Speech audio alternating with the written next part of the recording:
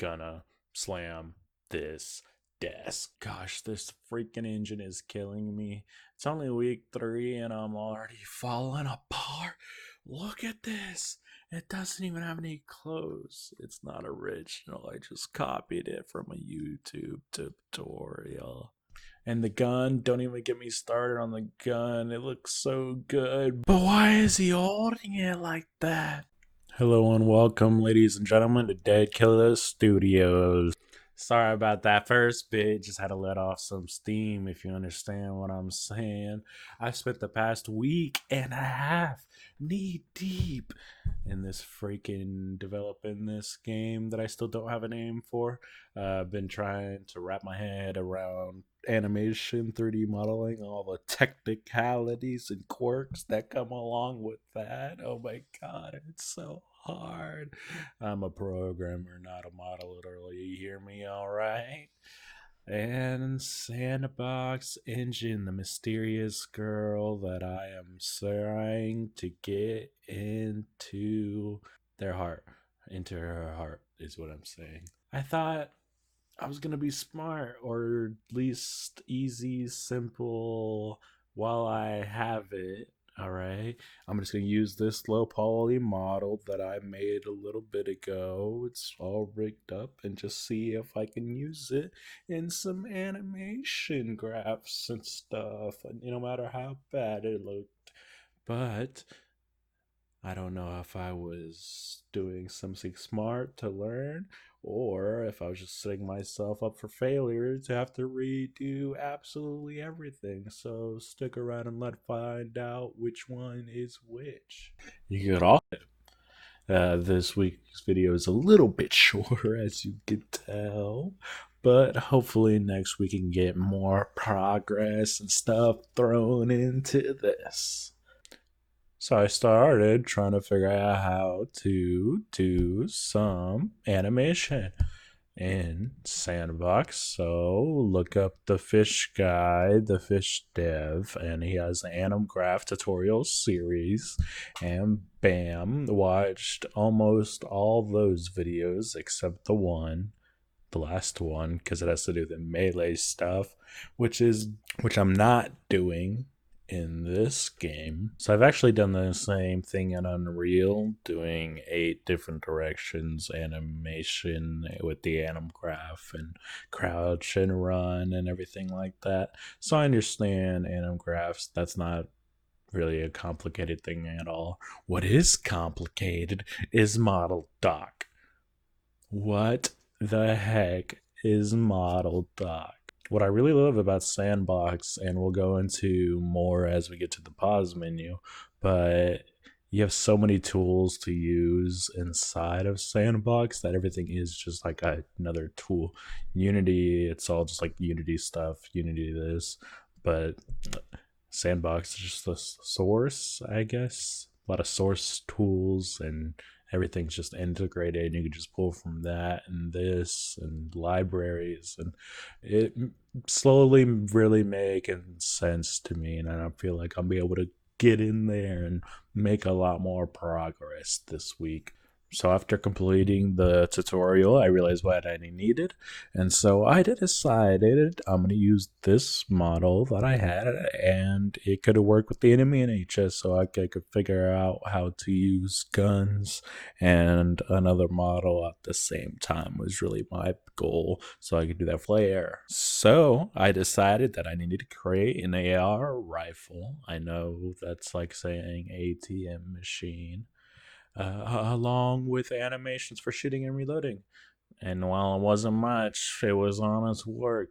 It was a pretty good refresher for how weapons, because I made a shotgun one once. I created a couple more animations for my low poly model so it could walk. God, they looked so terrible. I just tried rotating the bone, but everything was just so bad. Also, they didn't have hand bones for a long time until the end.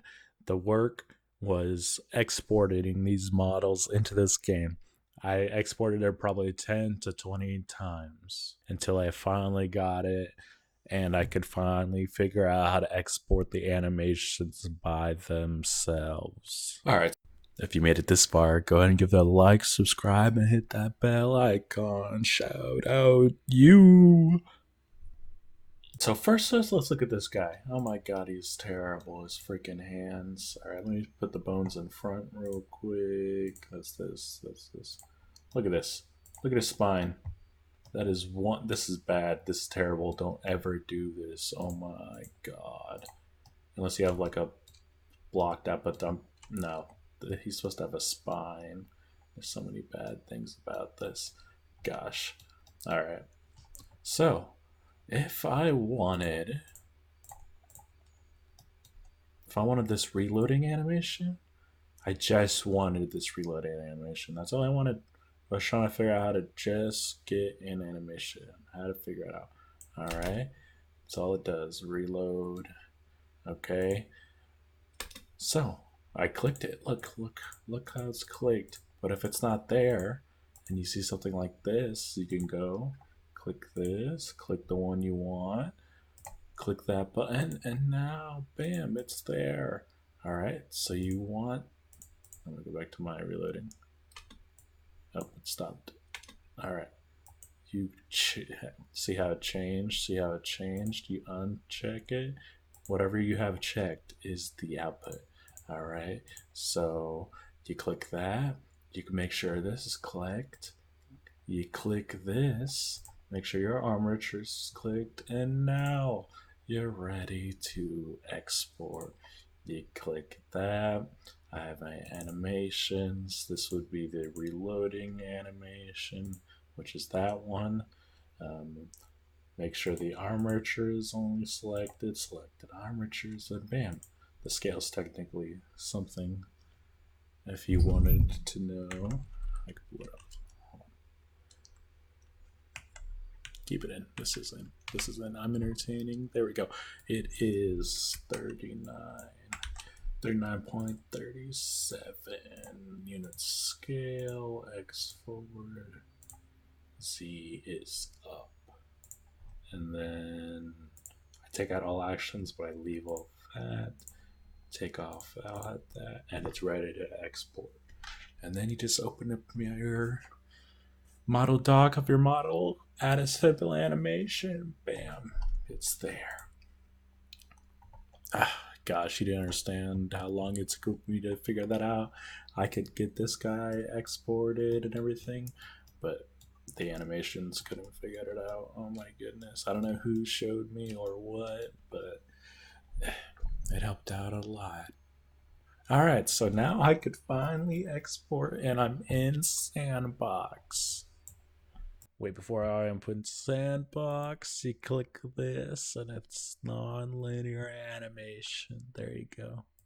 So now that I could finally export and actually work with it in S&box and use what I learned from the Fishman, I could maybe get something actually done. So I have movement in 8 directions, a death animation, fire, and crouch. And then hopefully you'd think reloading, but you're in for a surprise. So I spent a lot of time and effort trying to get the animations to work in the anim graph for the enemy, but this is as far as I got. It's alright. They simply wouldn't crouch when trying to get behind cover, and they look weird when they're walking and they're gliding. That's 80% the animation fault, 20% the anim graph's fault. I couldn't do leg IKs and I couldn't do the aim, and it just was all not working. So I just got to scrap it, I think, and make both the player and the enemy model at the same time. I also made some sandbags, and so they could be sandbag barricades and covers, so I could replace these purple blocks.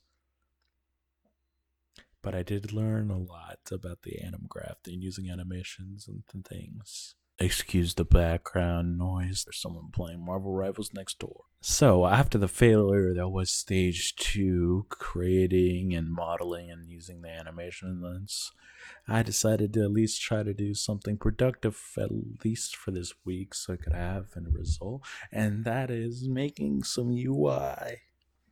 I just followed a video tutorial Carson Capon, I think.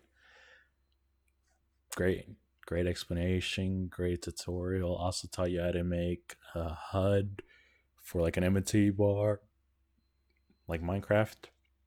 I didn't watch that part because I'm not doing that, but it was cool.